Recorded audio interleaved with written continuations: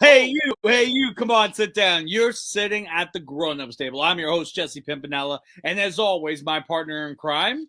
John Jacobs. Thank you so much. A happy Wednesday to all of you. I Look, am I have this very little hair sticking up I right here. know It's bothering me. Look at it. I can't unsee it now. ask your man bun which one of the little rascals is his favorite. Oh, Alfalfa Spanky, dude. Come or on, man. Spanky? I think it's a little alfalfa, but that's just me. It's either Spanky or Buckwheat, man. It's tied between the two. It just depends on what mood It's I'm in. doing an alfalfa impression. I'm just going to say that right now. Just saying that right now. Anyways, we are excited. We are excited. All right. We are going to be talking about the Flash movie trailer that premiered during the Super Bowl.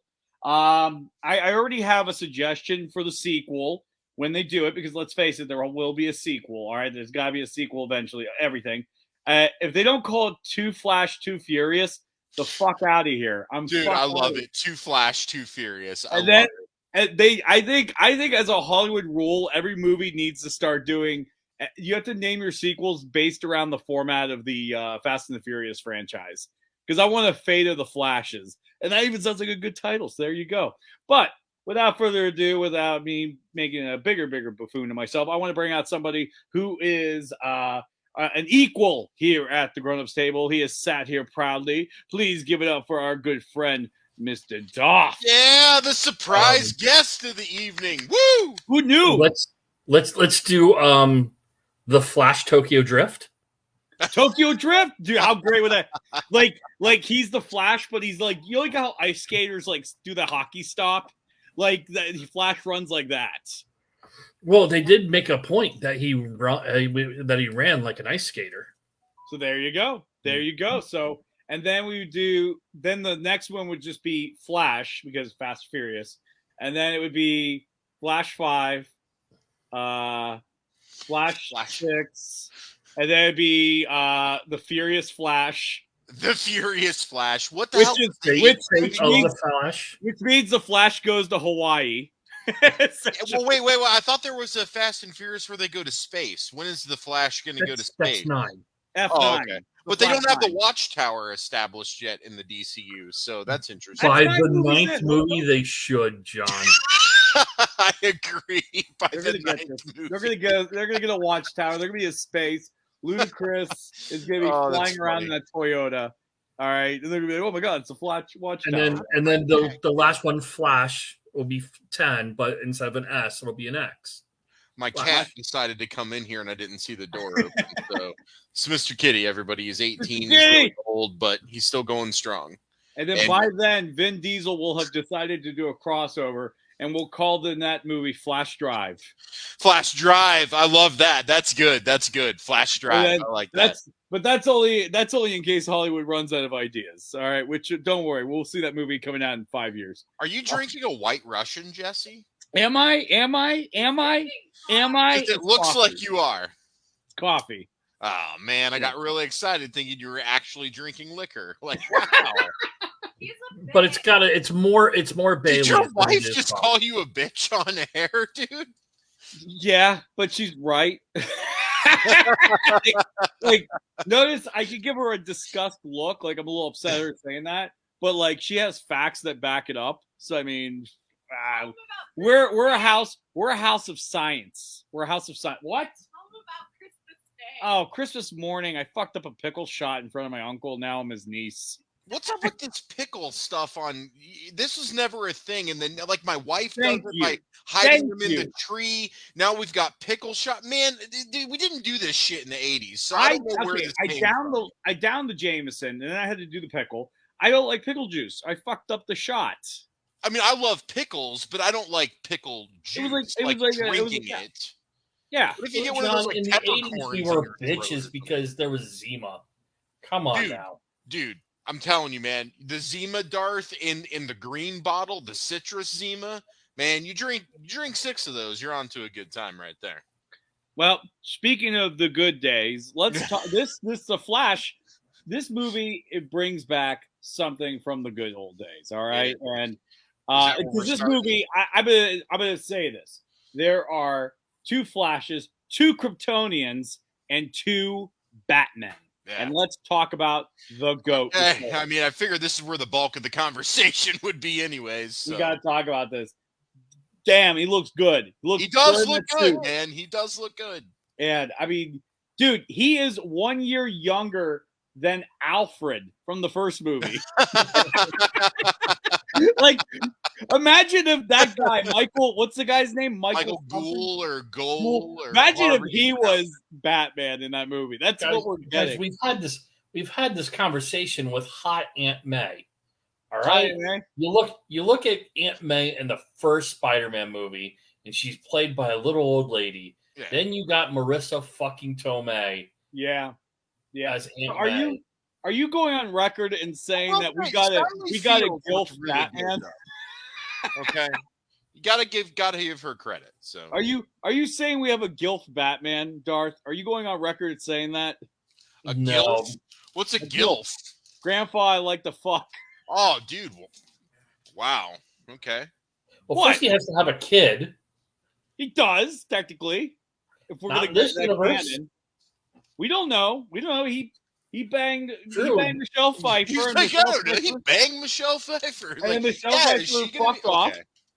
Okay. There is a picture, in theory, there's a picture of her and Alfred in the trailer.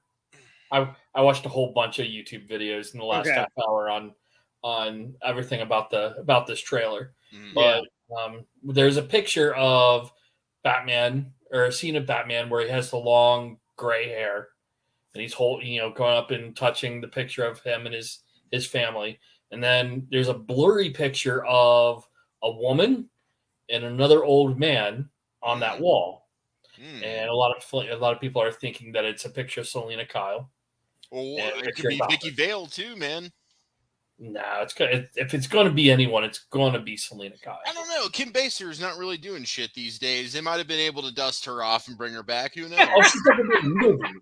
Neither one of them are going to be in the movie. Just sitting on a shelf. Right. I mean, let's be. What was the last thing she did? 8 Mile. Come on, that's like 20 years ago. I just imagine Kim Basinger is like the penguin from Toy Story 2 that gets sold in the yard or whatever his name with the broken squeaker. Like, I can't squeak anymore. Well, you're gonna squeak in the Batman movie. Now get your ass down here. Oh man.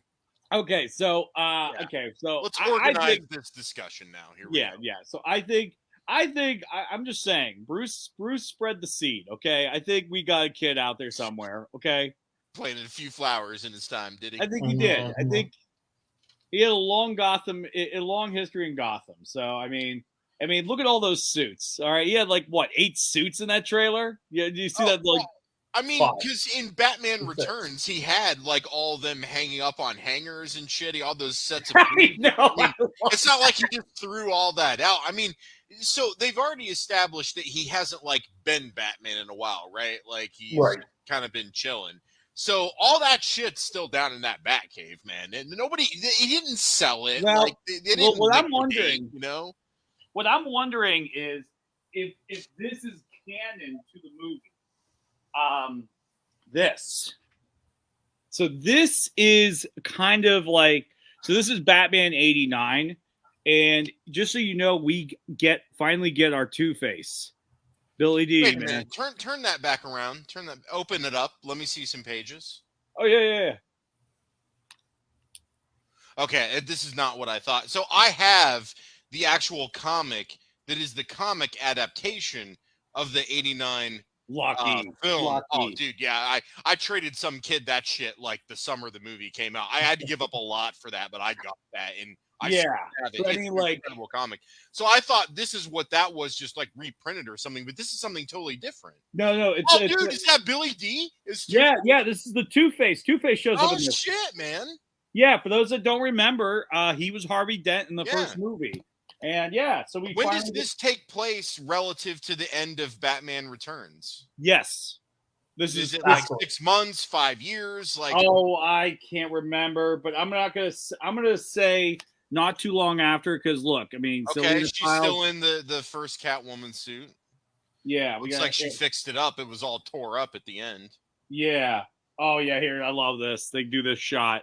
Nice. Yeah, I always like that the hell here thing. I thought that was and cool. Damon Wayans plays Robin finally. Oh, cool! Because yeah, they had that whole rumor thing that was going to happen. So that's a neat little thing they put in there. What does the Robin suit look like? Go to the Robin suit page.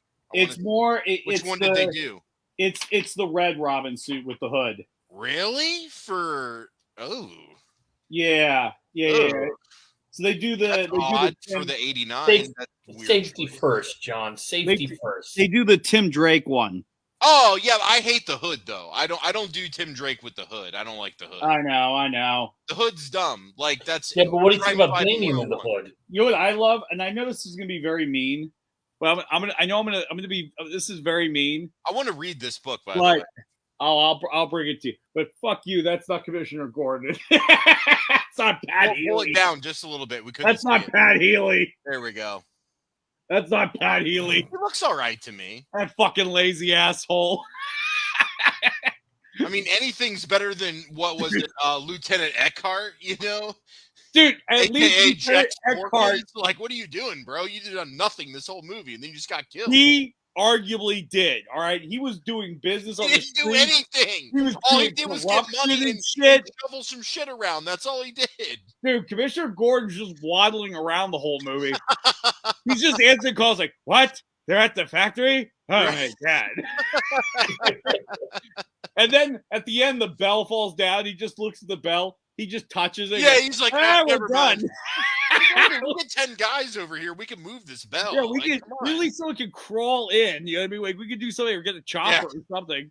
Like, Commissioner Gordon, like, it's so funny how he is kind of worthless in the Keaton Batman films. He didn't really do anything.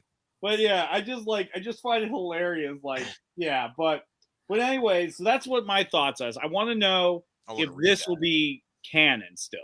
Like that. What do you think, Darth? Probably not.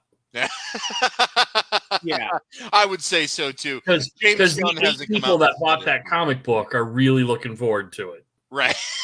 Yeah.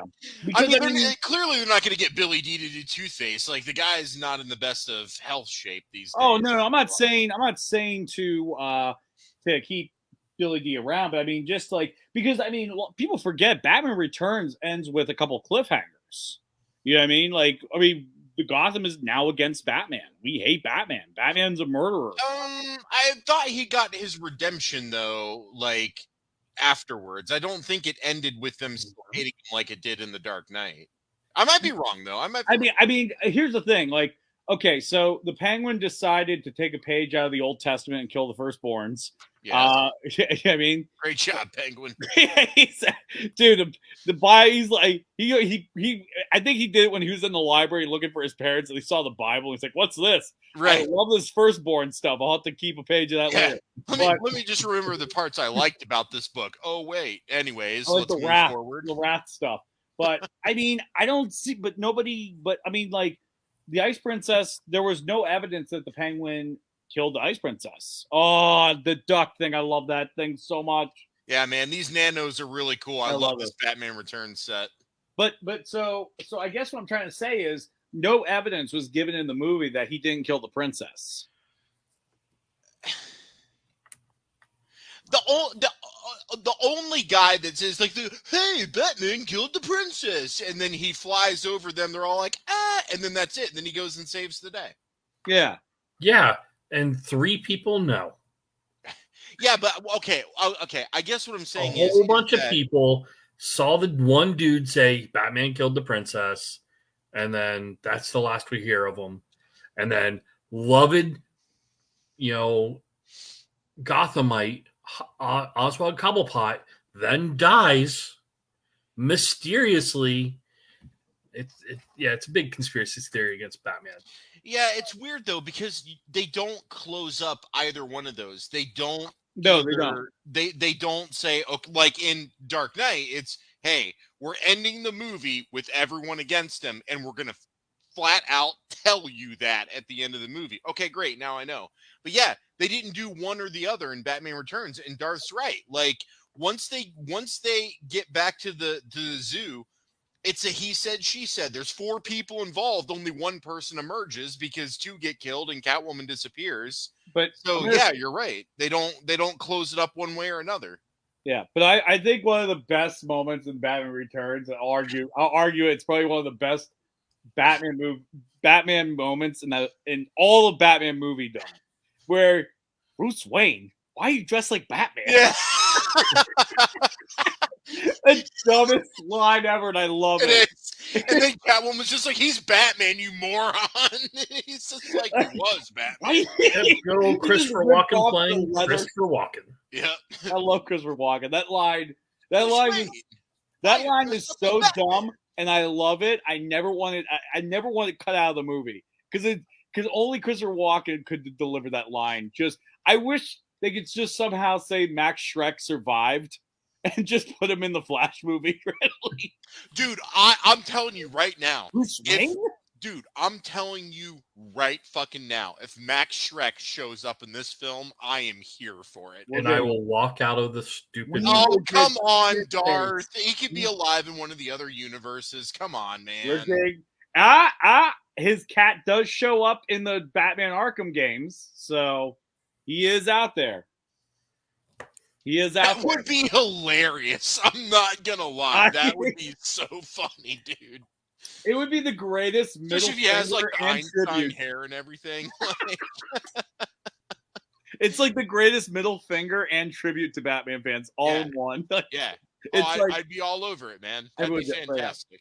But anyways, so we talked a lot about Batman 89. Yeah, Darth, you got stuff to say. Let's go through some stuff. So, he's got stuff to say. Max Schreck lives, right?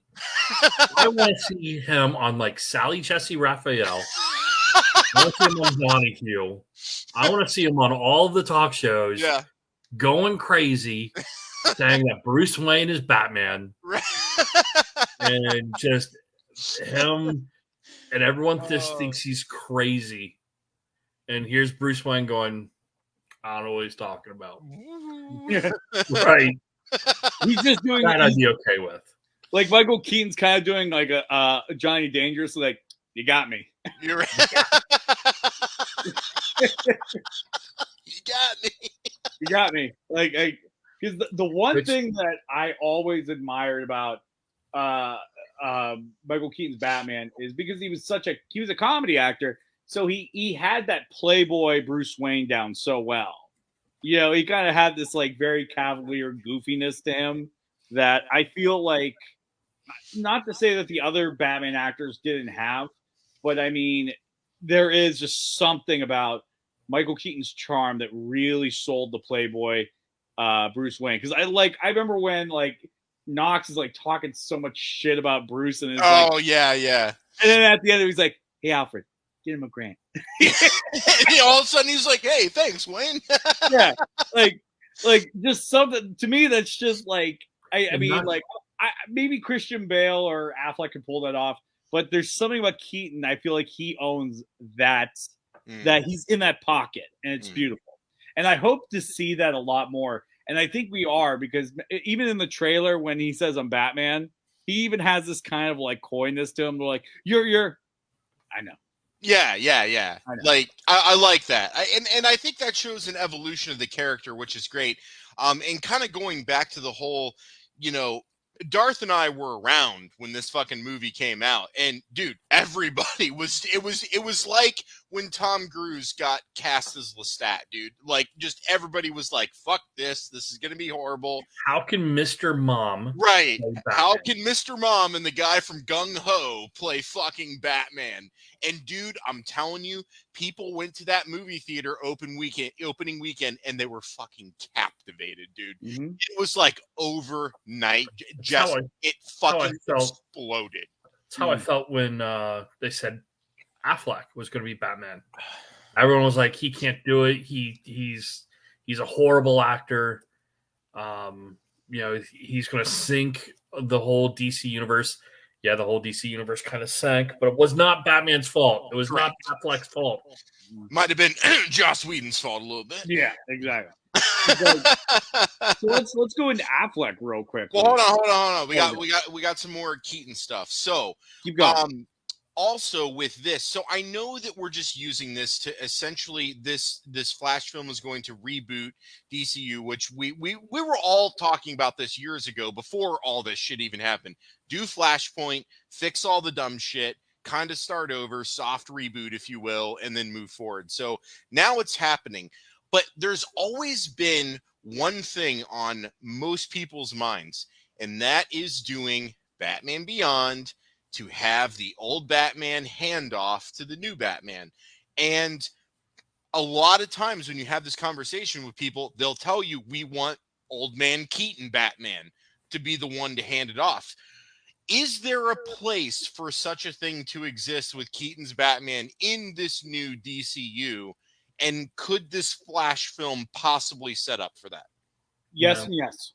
No. I'm going to let you guys talk because you're at opposite ends of Darth, you go first. So. You go first. He's too young. The technology to make a believable Batman Beyond isn't out there yet. Yeah, I do agree with that, Darth. Plain and simple. If you do it, you're doing it for fan service. Yeah. And it will suck. I just feel like everybody wants it, man. Everyone wants it. And, it's just like everybody wants this. In 15 years, when the DCU Volume 2 crashes and burns, when we can get DCEU Tokyo Drift going, we can definitely do a Batman Begins. At that point in time, Keaton will be the right age. Hopefully technology gets a little bit better. We can do some of this crazy shit. Now you're talking about technology getting better as in Hollywood technology or as in the world building? I think the world. I think one of the cool things about Batman Beyond is it's somewhat believable, somewhat still just flight of fancy. It's set so futuristic. I want my fucking flying car. I know. I was thinking, like, where are the flying cars? Well, let me. So I agree with you on all those points. I don't disagree with you. What I'm getting at is we don't know what will be the repercussions of this Flashpoint paradox. Yeah. We don't know if Keaton's world that there will be a technological leap when it comes back and resolves to him. Okay. So I mean, right now, at this rate, DC can rewrite whatever they want. Keaton's world can be New Gotham when it's in the future. It could be like that when the time this is all over and they're doing Elseworld stories with Batman Beyond. Because the Elseworld stories, while they're Elseworld stories, they're still in the whole multiverse of this, this universe. So that's one. But again, it depends on. Early. Oh no! I agree. Definitely too early to get into all that Elseworlds and Infinite Crisis shit right now. Let's get the base let's get a good 4 movies in. Yeah. And see if it works before we're like, let's do all this cool shit. And please, let's finally get a proper adaptation of Death of Superman, not this shoehorn shit or not this animated shit that they can't seem to get right, even though the last one was much better than that one from 2008, 2009. It still missed some things. And I just want a perfect live adaptation of my favorite book, okay? Don't do it. Don't do it. Come on, Darth. No, there's no way you can do it. I think I tend to agree with you. There's no way you can do a good Fantastic Four movie. So that's a whole different universe. It's a whole different topic, and we will not talk about Marvel. But that's going to be in my head now. And I'm going to be thinking about that. It'll be like midnight. I'm like, Darth, wake up. We got to talk about this. I'm a huge Fantastic Four fan. They're one of my favorite, comic book families. But they can't. They're boring as fuck. You can't do a good movie. Hopefully, I'm wrong. Hopefully, the Krasinski movie that's coming out soon will be awesome. But we'll talk about that when we talk about Marvel again. Yeah. We're talking about Michael the Goat Keaton. So, do you think that this universe's Batman was ever brought up on charges for date rape against Vicky Vale? Because I'm still upset about that. Like, I mean, he did it. It happened. We saw it. it. Everybody saw it. It happened. I showed Sarah that part of the movie, and she was just like 100% hits all the little check marks on the box. Like he knew. He was as long as we also go after Wonder Woman. For the having sex with the meat puppet who was her dead boyfriend. Yeah, that's true. In '84, yes, that is absolutely true, 100%. I think we talked about that in our '84 show. It's been a while, but I'm sure that got brought up. It gets real.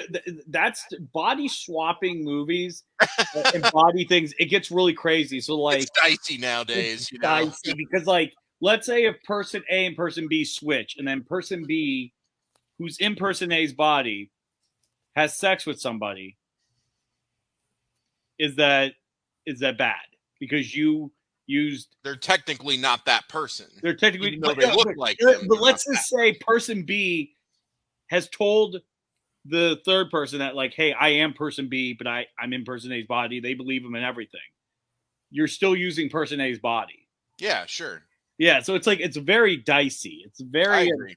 It's a dicey conversation to have. But one other thing that I really liked, and it's just very brief in the trailer, but you get a nice shot of the Batcave, and it looks just like that establishing shot when he takes Vicky Vale there for the first time. He turns the light on. They have that beautiful matte painting with the live action in there, and you just kind of see the Batmobiles parked. There's just a cliff all around it, and you get a glimpse of that exact same shot in the trailer.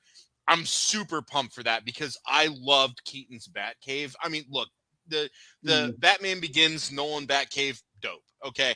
But there's just something like intimate about that 89 Batcave. I was grandiose. 8 years old when it came out. It blew me away. All the screens, his software that he had, where the Batmobile was parked, like had all these chasms in there. It was just like, it was amazing. When you're like 8 and 9 years old in the movie theater watching this movie, you are fucking blown away, man. You're on overload. And I'm excited to go back to that because I haven't had that experience since I saw the Keaton film the first time. I'm really excited to go back and hopefully have that experience again as a 41-year-old adult. I'm so excited for all the Keaton stuff. Like it had been rumored and then we saw it, and unfortunately what happened with Batgirl happened and we didn't get to see him in the suit in that film. So I'm really excited that he's back for this, and I really hope there's a big focus. I hope this isn't a 15-20 minute type thing. I want this to be like the bulk of the film that he's involved with. So I'm hoping for the best here. I'm just so fucking excited. I think and I agree with Tom. Yeah, Tom, I agree. Yeah, I'll say it. And this kind of goes with it. You can't have an ongoing Batman DCU.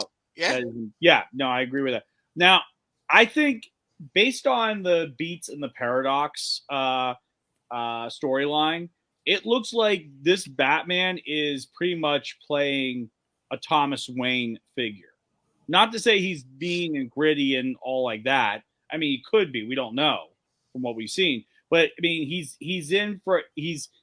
there from the moment he meets Barry. It looks like he goes on the mission to save the Kryptonian, who they think is Superman, who then ends up being Kara and all that stuff. But is it Kara? I thought it was somebody else, though. I didn't think it was going to be Kara. She does say her name, and her name is Kara.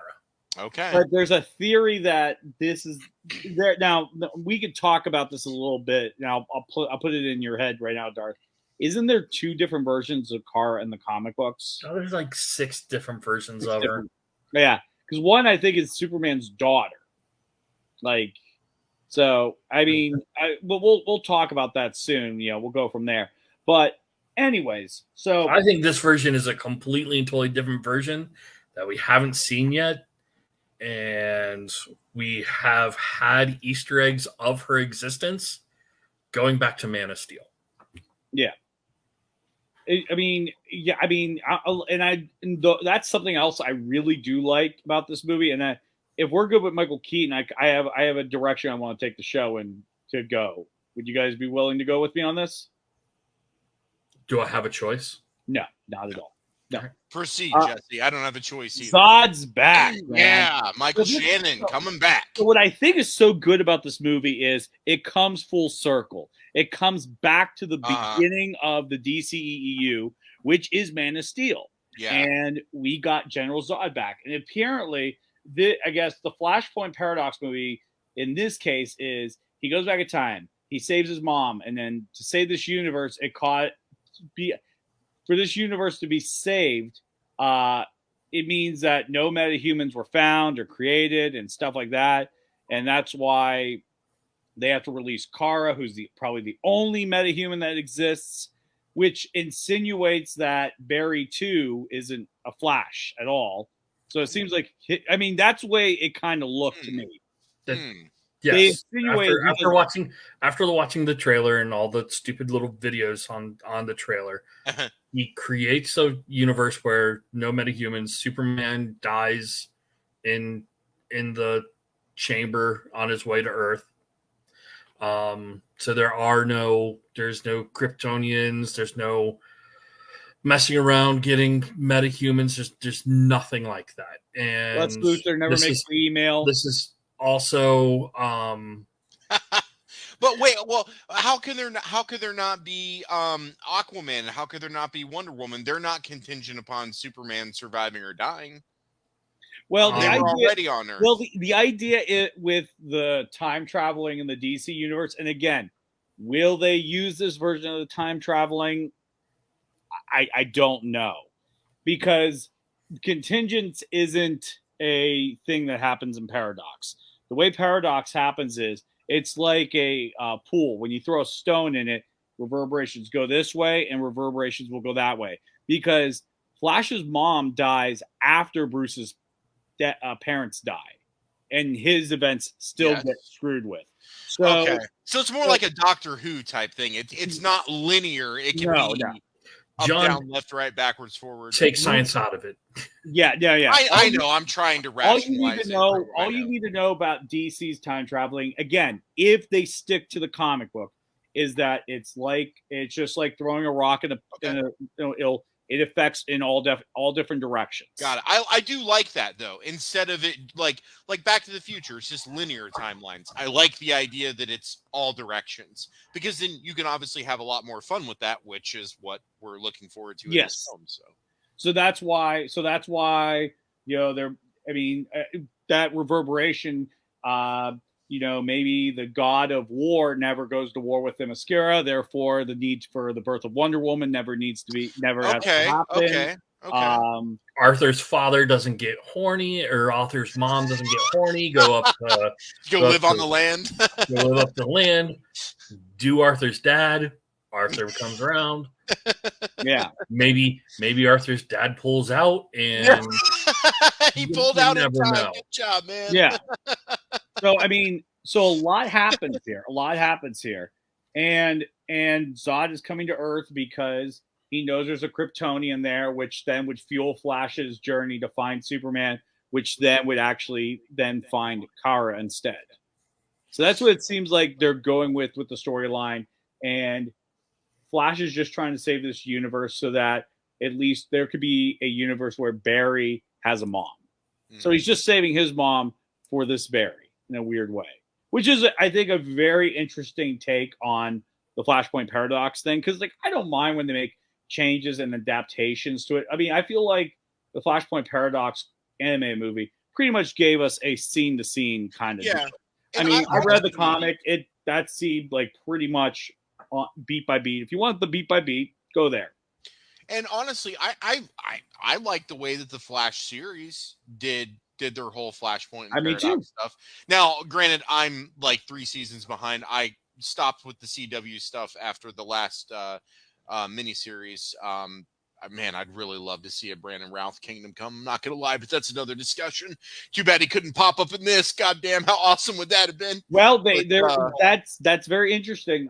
They said that there is going to be one more DC surprise, so we don't know. Oh man, dude, I swear, if he shows up in that suit, I'm gonna go nuts, man. It's gonna happen. So people are saying 2 things with the surprise thing. They think it's either because of the presence of Zod, they think there's going to be another Kryptonian. They think either A, well, A is a long shot. They're basically going to digital Tupac Christopher Reeves. That's what I think they're going to do. As beautiful as that would be, I don't want them to do that. I don't want them to do that. Don't do that. Don't do that. Let everybody lie. Let that one go. Yeah, let that one go. Now, Dean Cain, though, now you're talking. Let's get him to show up, man. He might be too problematic nowadays. I don't think they're gonna get him. He'll just go. I don't think they're gonna get him. Oh shit, that would be hilarious. No, get the guy who played Superboy. I was just gonna say, what's it, Gerard? What's his last? I always forget his last name. Well, there were two that played Superboy, but the first season guy, I forget what his name is. I'm drawing a blank right now. But or get Smallville.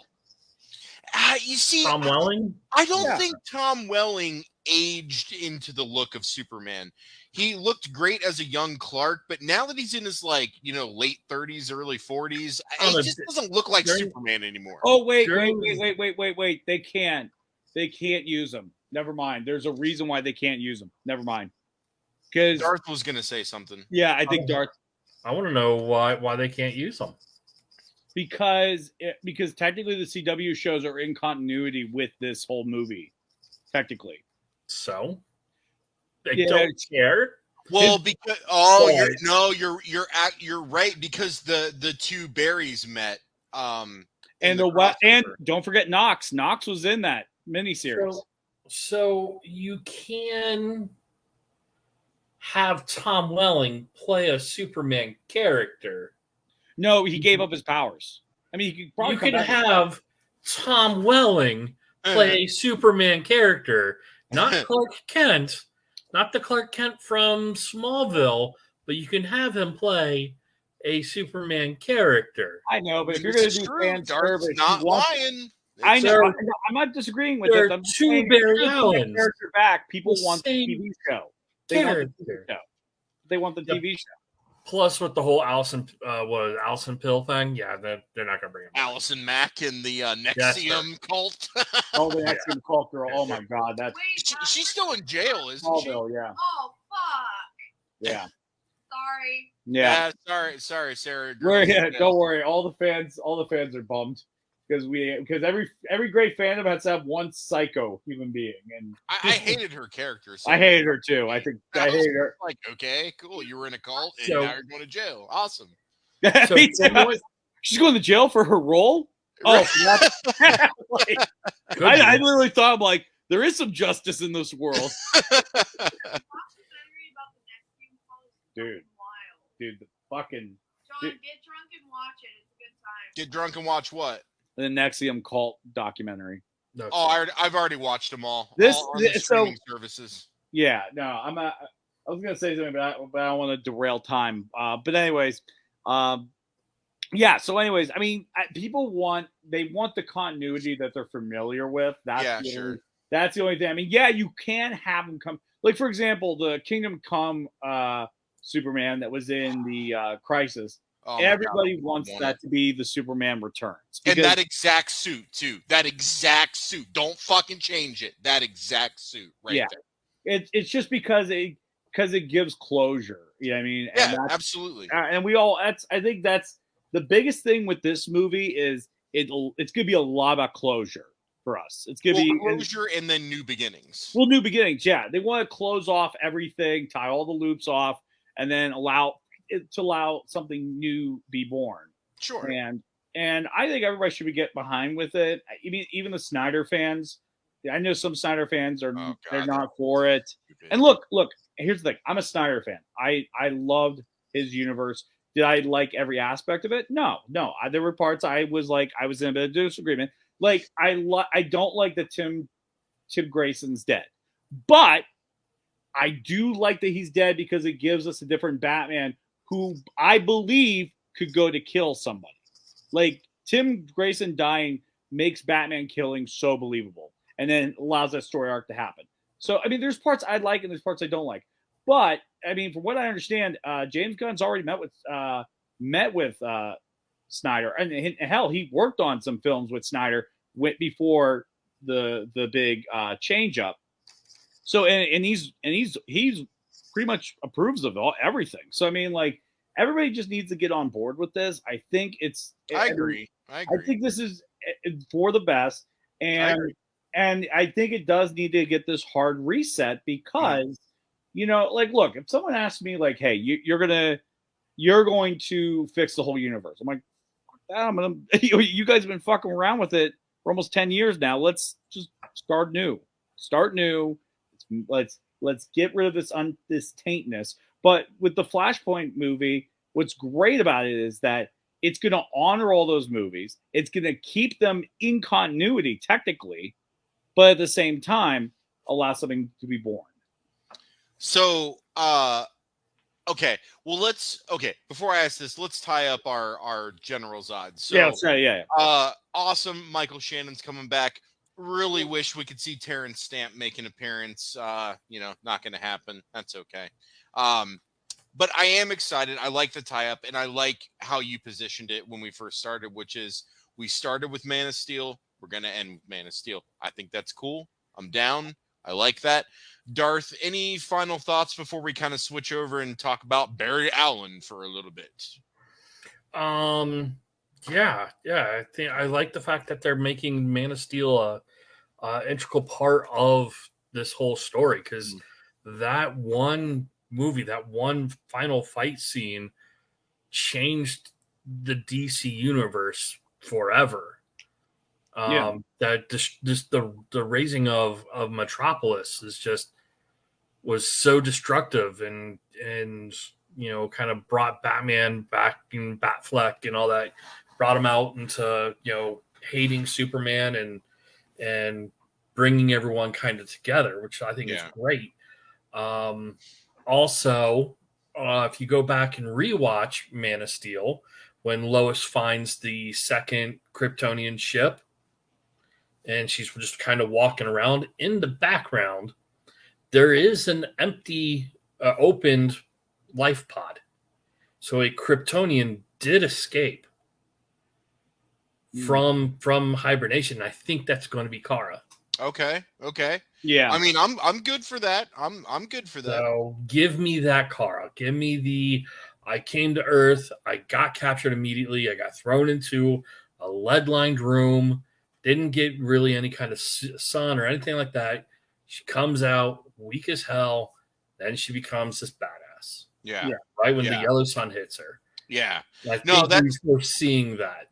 That's actually a really good way to explain it, Darth, is that if she was locked up all this time and then suddenly she's let outside, bam, right? And then that explains all the crazy rage shit, not being able to control powers and stuff. They kind of did that in the comic book Flashpoint with Superman. And they just held him and they didn't let him, be at the yellow sun. So when he came out, he was a scrawny little kid. Yeah. Think Chris Evans, Captain America, before he took the super soldier serum. Yeah. So let's get Henry Cavill to do that. That would be awesome. That would be. They did say he and Gal Gadot did their scenes already, and they scrapped them. So there is footage of Superman and Wonder Woman that was supposed to be in this movie that they scrapped. Damn, that'd be really cool to see that. Yeah, I think because like I'm wondering, because like right now I'm wondering how, and because two things I wonder if they scrap them, because also I don't think Ben Affleck's gonna be in this movie that much. He's gonna be in it for like maybe 20 minutes. Because I think he's gonna be 10 minutes in the front, 10 minutes in the back. Because I think it's just gonna be the front. The whole Flashpoint happens, and all of Barry's friends and everyone that he's known gone. Yeah, I don't think there's no way to bring him back. He is gone. Yeah, I mean that could be it. I mean, because like, yeah, I mean, because I guess the only reason why I want him at the end is because there's an iconic line that I want Bruce to say to Flash, but I guess he can't really say it because it's not Thomas Wayne. But what happens in the Flashpoint Paradox comic book, for those who don't know, Flash works with Bruce's father, who Thomas Wayne is a very vengeful and murdery Batman. And in the end, he gives Flash an envelope marked for Bruce. And in the end, when he gets back and everything's resolved, right before Flash kind of retells Bruce Wayne in his universe as Batman what happened, what the Flashpoint Paradox was, and everything. And then he's like, "Oh, before I go, I wanted to give you this." And he's like, "What's this?" And it's like, "Your dad gave this to you." And he opens it up, and then you see Bruce cry, and he turns to Barry and goes, "You're one hell of a messenger." And it is like one of the sweetest moments in comic book history. And I really want that moment to happen. I don't know how it can happen. You know what I mean? Maybe, but I think something like, to me, that's like such a good, wholesome moment, because the one thing that is interesting about Flash and Batman is their relationship. Batman's not really for people with superpowers, but he does love Barry because Barry is a man of science, and Batman's a man of science, and that's why those two seem to get along. Plus, their parents were both murdered. I mean, Barry's was. It's kind of another kid to mentor that's not around. Yes. Right. Yes. So there is a great amount of respect Batman has for Flash that he really kind of doesn't have for any other character.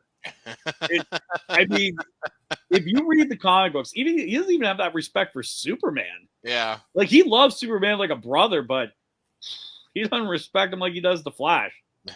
Dude, he respects the Flash. So that's why in this movie I really want to see that relationship so badly.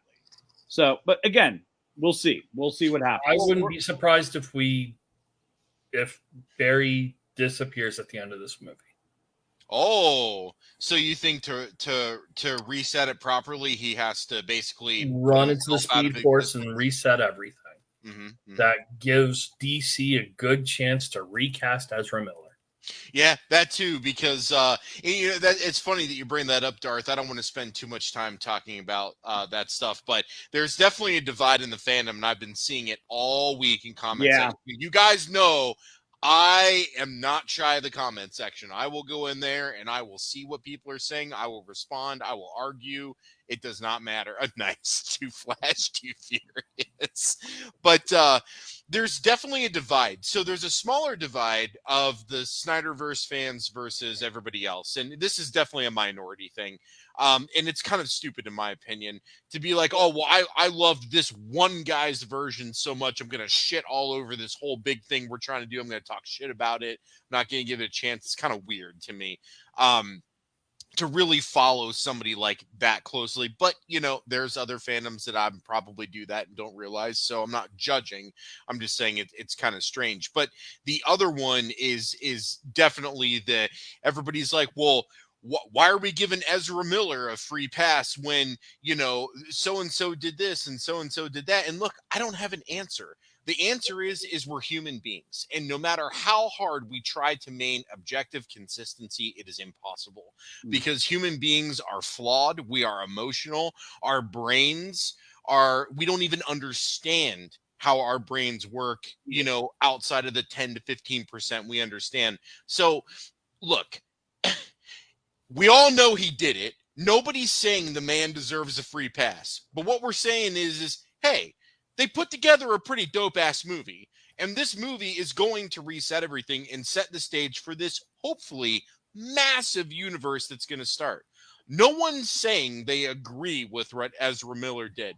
What they're saying is the movie's fucking done, and it's going to lead to this. So just watch it. And it's no different if you watch Rosemary's Baby every year on Halloween and completely ignoring pederast Roman Polanski. Okay. Yeah. Now, I'm not trying to get into that debate or anything. I'm just using it as a loose example that people separate art from the artist all the time. Yes, certain things get more exposure than others. Yes, people take sides sometimes more than others.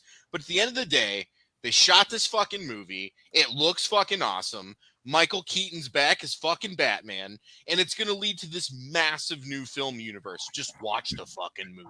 I would just say, just to echo that, just echo what your point is, this movie is not just all Ezra Miller.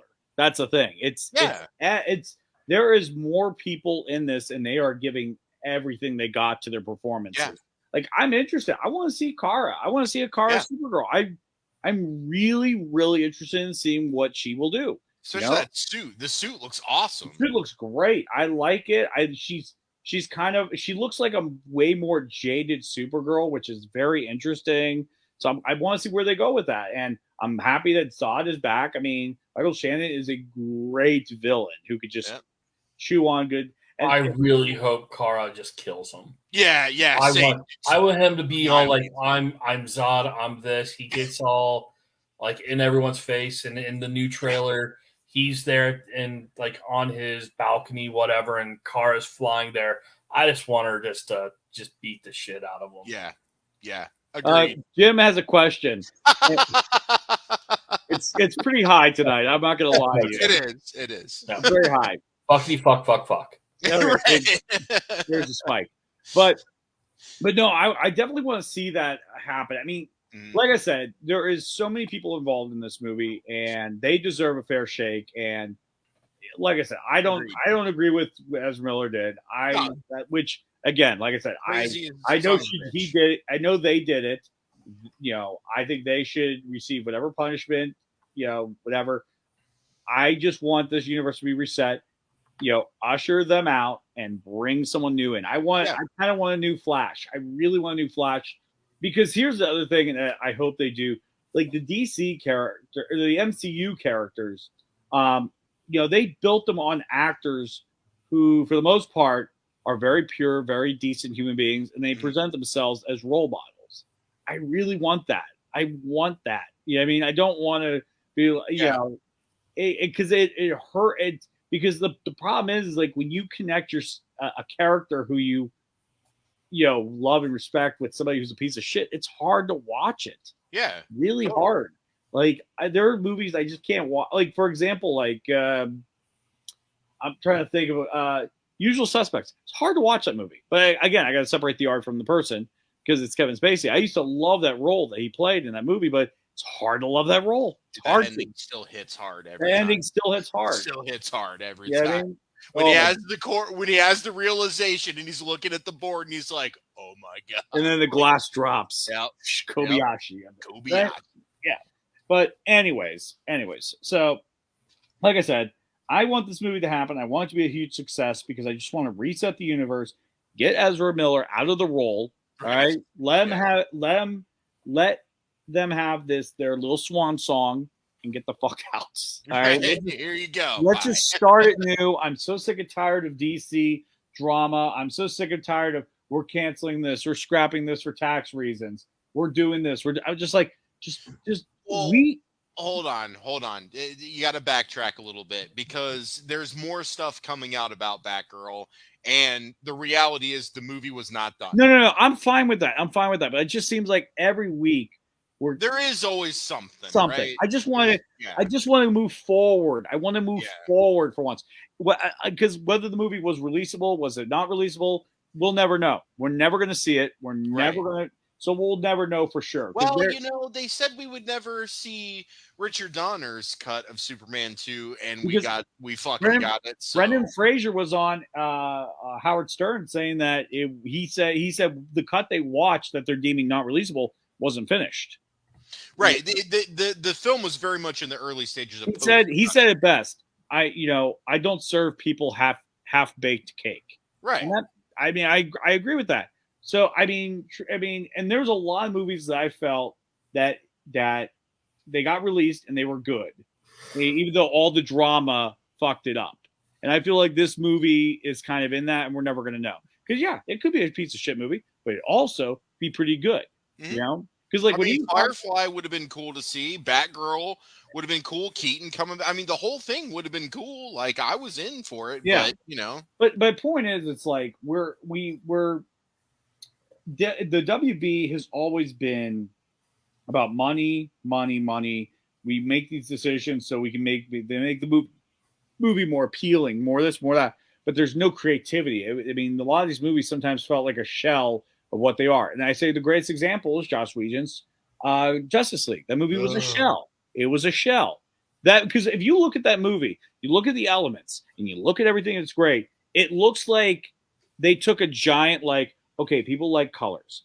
Okay, people like this. Like that movie was filled with so many things that people like, and they still produced a piece of shit movie. Can you believe that producer Vance was defending that shit this week? I saw he that. was like talking about how it deserves its for. I'm like, Vance, get the fuck out of here, man. What are you talking about? My point is that movie. If you watch the Josh Whedon cut, like I said, it has everything in that movie are elements that people love, and that's why the movie's a hollow piece of shit because it was just pandering. It was pandering. Mother box. I hate the mother boxes, man. Ugh.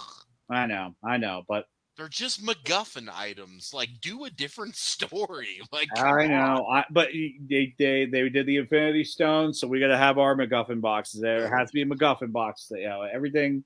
Ugh. But that wasn't Whedon's. That was also a Snyder thing. Oh no, I understand. No, that's everybody. Every Hollywood nowadays, we all love MacGuffins. I mean, look at it, Chapter 2. I mean, that movie got bogged down with MacGuffins. They all had to go on their own little quest, find their own little tokens, and bring it. They did the. I'm so glad I did not watch that piece of shit. Every Hollywood loves MacGuffins because it's easy. Because I also think it's because Hollywood believes there's a lot of hand holding that needs to be done with the audience. So we have to do stuff that's kind of similar to whatever somebody did before that. You don't need hand holding if you can write creatively. Exactly. That's what I'm trying to say. So the MacGuffin thing, that's never going to go away. I mean, that's going to stick around. I bet you we're going to find a couple more movies that are going to have. I just don't understand using the mother boxes to bring Superman back when you already had Doomsday kill him. Like, anyway, that's a whole nother rant. That's a whole nother rant. Yeah. Like, I'm thinking about it now. I'm getting salty about it. Yeah. Hold on a sec. Yep. Look at this. The fear. Yeah. That Fast 9. Great MacGuffin. That was a MacGuffin. The great MacGuffin. Oh my God. Oh my God. Oh my God. They all have all those movies. I think, the Fast and the Furious movies, past 5, all operate on MacGuffin. They all operate on MacGuffin, just about. Yeah, you're right. You're right. It's just. What was that one where they were dragging the safe on the highway and using it as a wrecking ball? Fast 5. I was like, what is this shit? That was awesome. I don't care what I loved it. I don't care. You mean when they jumped off the 1,000-foot cliff into the water and survived? Dude, I don't care. Here's the thing. When I watch those movies, I don't want nothing smart. No, if they do something smart, and you know what? Me out of the movie. It'll take me out. I can't wait until Fast X. I will see it opening night. Is that the one where they go to space? This is about family. It's about family. That the one where the family goes to space? No, they already went to space. Oh, that's the one with Jason Momoa, the 10th one, right? Yeah. He's coming in for the family. And guess what? Apparently his character is from the 5th movie. Oh, God. Here we go. Hey, and guess what? From what I heard, they're killing 90% of the cast at the end of Fast 10. Oh, wow. They're going to end it, huh? And then uh-oh. They're gonna collect 6 stones. And it's like, I'm inevitable. I'm family. No, I got it. I'm waiting for them to perfect time travel. Dom's only way to protect his family is to travel back into the past and invent the wheel.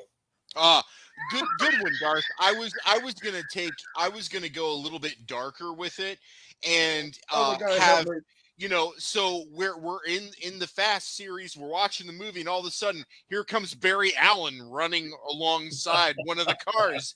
Everyone's like, what the fuck? Now all of a sudden, like, we go back and Paul Walker's not dead. We save him, but then that causes repercussions, and now like The Rock is dead and Dom's dead, so then he has to go back and very much like Butterfly Effect, the only way they find out to save the universe is to make that sacrifice. So now we do have to kill Paul Walker again in order to reset the shit. Walker's Butterfly Effect. Which are you talking about, the original ending or the alternate ending? Well, I combined them both because the original ending, he chases her away when they're kids so that none of that happens. But the alternate ending, he just kills himself in the womb to ensure none of that shit happens. Dude, don't laugh. That's a fucking fantastic ending. Don't laugh. I like when they take risks with endings like that, man. That is a great ending. It was just so scary watching, like, he's just like this baby doing this, like tying the noose.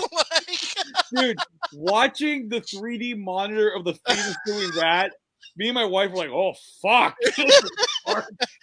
Oh shit! Like, this is really gonna happen. But dude, how great would it be to just like be the climax of Fast 10? They're on some highway. It's about to happen. There's all these cars, and they just see Barry Allen running next to somebody. Like, hey guys. I think he knocks on the window.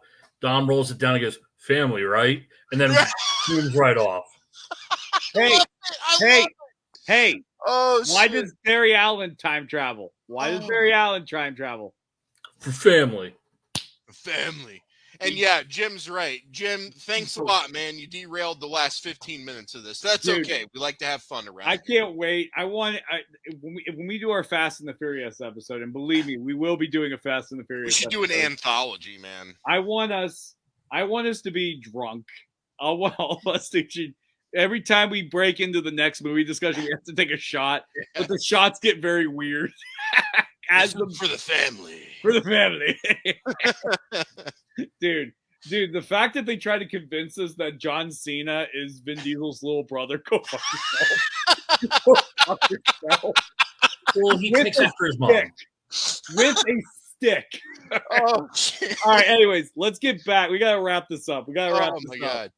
Okay. And anyways. yeah, Jim, you did derail us, but that was good. We all needed those laughs. Thank you. You did it. I'm glad we were able to talk about this trailer because I think we talked about 5 minutes about this trailer. Oh no, I'm so glad I spent the last half hour before this watching and going over all the trailers with a fine-tooth comb to see.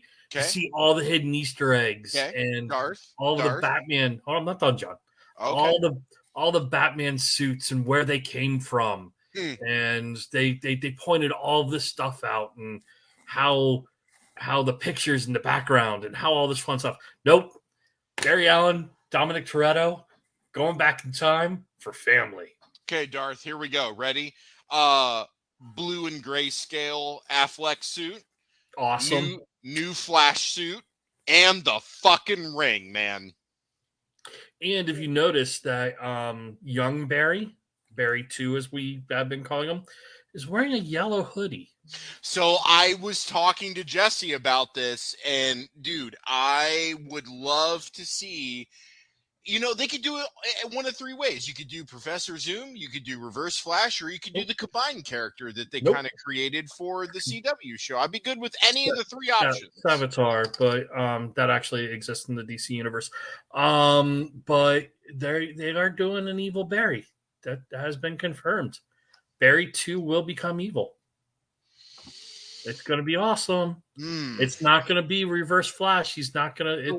If we're getting an evil Barry, was the last 2 years just method acting? Was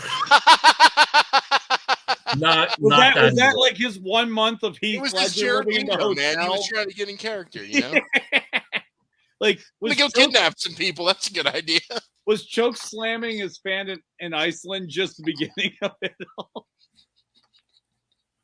That's what they were drunk. Okay, come on.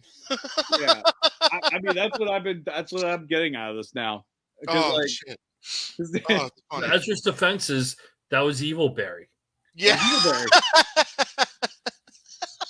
But he wasn't method acting. It really was evil Barry. Ezra Miller is Oh, a role. Evil Barry is real. Right. And then the cop dropped the cup, and on the cup it said Ezra. Yeah. And instead of that weird walk, it's Ezra just walking, but then all of a sudden he starts doing this. Yeah, right. You see the sparks start to go. He disappears. But he's got to still light the cigarette. Like, that's key. Lighting the cigarette is key. So, do like a little speedster thing, light the cigarette, and then bam, he's gone. Yeah. Off to fuck up another timeline. I'm really excited to see the fucking Rain Man. I want to see how they do it when they pop that suit out of there. I'm really excited to see that. That's gonna be really cool. But yeah, like I said, we got a lot coming up with this movie. We got, just to review it real quick, we got Michael Keaton. It looks like he's been Batman for a while, but maybe he hasn't been Batman in a while. But it looks like he has the suits, he has the history, he has it all. I would love to see the giant quarter for Two-Face. That'd be kind of a nice little dope thing that they could do. Yeah, penny, you mean from the penny? That's okay. Oh, the penny. Sorry, the penny. Yeah. You call yourself a Batman fan, man? Oh my god, your Batman card. Ooh. That's fair. We could have a Batman off episode where it's Jesse versus Darth, man. Let's do it. There we go. Let's do it. Okay. Anyways, but yeah, we have that. So we have 2 Batmen. We have 2 Flashes. We have 2 Kryptonians, possibly 3. We don't know. Mm-hmm. This movie is. I'm very excited to see what they do with this movie, and it's interesting. I brought up it Chapter 2 because it's the same director. And Andy, what's his name? Muschietti? Sir, Andy Muschietti. Yes, he's the director. Muschietti. Yes, it's Brazilian. So, is he Brazilian? Yeah, He's not Italian. He's Brazilian. We thought he was Italian. We were like, so. Anyways, but yeah, so they're gonna make this movie. So and again, that's probably why he did the MacGuffin. He's like, yeah. Shut up. Gary Doberman didn't write it, so that's good. Anyways,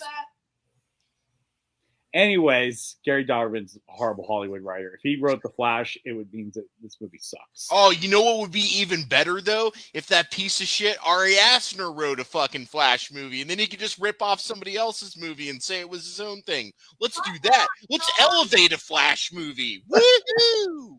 Yeah! Good. I'm sorry, what? Hereditary was a terrible movie, and so was Midsommar? I'm sorry, is that what you said? Ew! Midsommar is a treasure. Okay, if you like ripping off the Wicker Man that already existed several decades before, but that's cool. I don't care. It's good. I'm gonna say this. I mean, like, I don't have to watch animals die in Midsommar. Dude, you fucked that movie up for me, by the way, John, because I can't watch Hereditary and not think of, what is it, Paranormal Activity 3.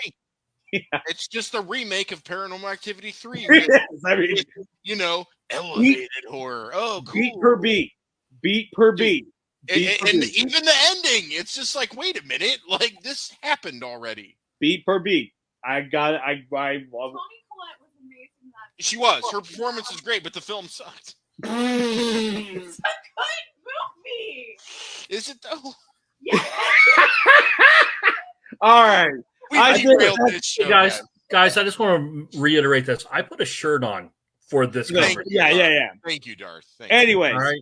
That's all the time we got for tonight. Thank you so much for everybody joining us, letting up the comments section out there. Tom, Jim, thank you so much. We had a blast talking about The Flash tonight, as well as other aspects of the filmmakers' careers and everything. Everything was kind of connected. Was it a little jumbled? Yeah, but you know what? This is a free-flow conversation at the grown-ups table. And, we did excessively say the word fuck like crazy. Yes, we did. We might have broke the record today. Yeah, but you know what? You know why we do this? Why? For family. For family. For family.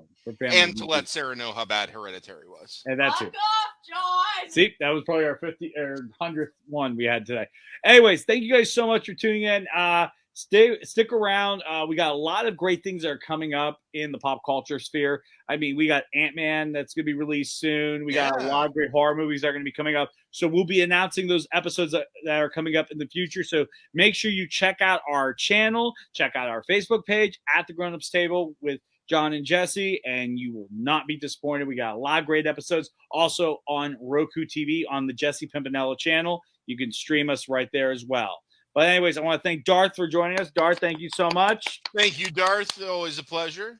And until next time, I'm Jesse. And I'm John. And you've been sitting at the grown-ups table. Thank you, and have an awesome night, everybody. Take care, everyone.